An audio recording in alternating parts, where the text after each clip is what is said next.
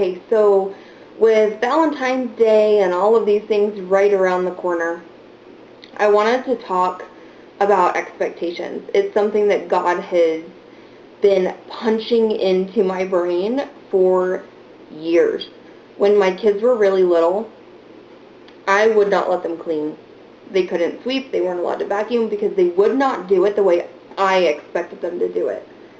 And I was always like, why am I going to have them do it when I'm going to have to redo it anyways? And of course, all this did was make more work for me, and I was frustrated all the time. I was like, you guys always want me to play with you, but I can't because I have to vacuum. So I was taking my expectations and flipping it around and blaming it on somebody else. I'm a military wife, and my husband was gone all the time.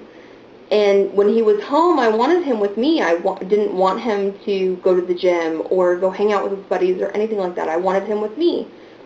And I had it in my head that if he didn't want to be with me, instead of all of these other things, that he didn't love me. Because I had expectations. They were too high. I had expectations for myself. I would have a list of 30 things that I had to get done in that day. And it was unrealistic. There was no way for me to get it done at all. And expectations, they're the number one cause for divorce. It's not even money. It's not infidelity. It's expectations. Expecting someone to do something that's not realistic.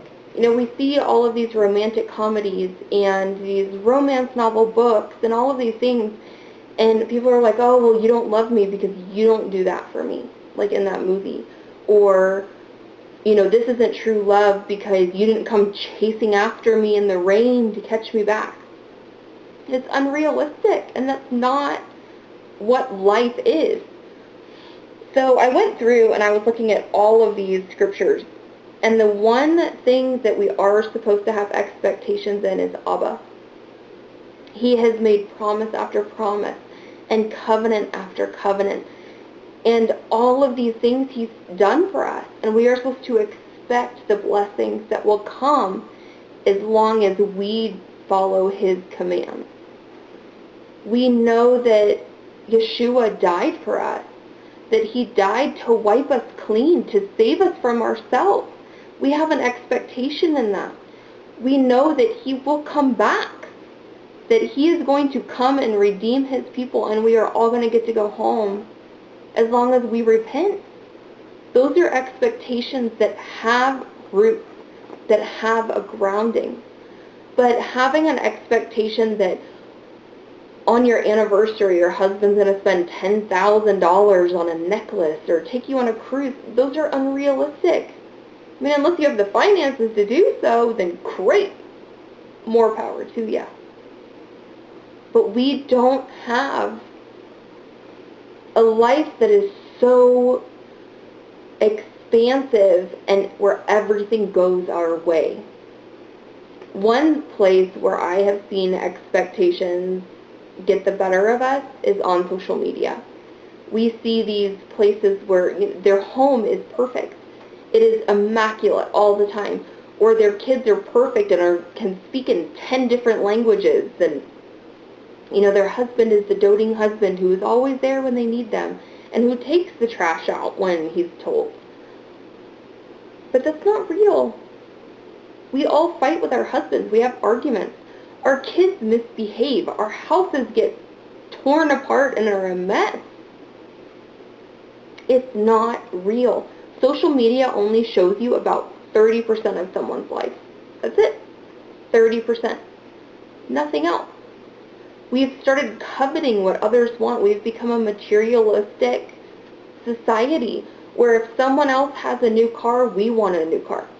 I love my car. I drive a 2002 Ford Excursion, and it is amazing. I love it. It's safe, it's reliable, and it holds my whole entire family comfortably. It's old, and I've only had it for not even a year. But it's my car. I don't have to have the brand new right off the conveyor belt model. We expect too much. We're being prideful. We're not asking for help. We're just expecting someone to do it for us. We go on Pinterest and we expect everything to be exactly how the picture looks. It's too much. It's unrealistic. I was looking through the scriptures, and one that popped out was Proverbs 10:28, and it says, "The hope of the righteous brings joy, but the expectation of the wicked will perish." Perish. We're going to die, to crumble up and wither, to cease to exist.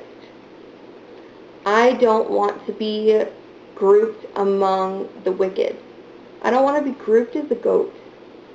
I want to be grouped as righteous and as a sheep with Abba as my shepherd.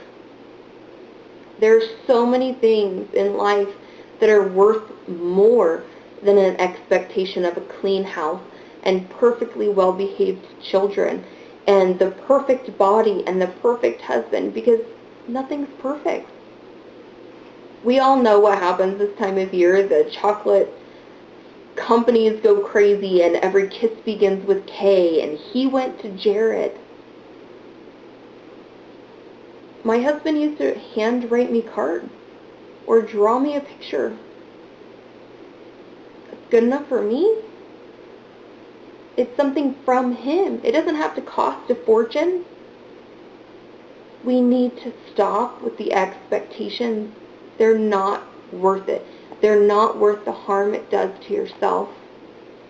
And with the expectations comes the pride and the coveting and the jealousy and the anger. Take all of that, crumble it up in a ball, and throw it away. It's not worth your happiness. Have expectations in Abba, because he is true and he is just.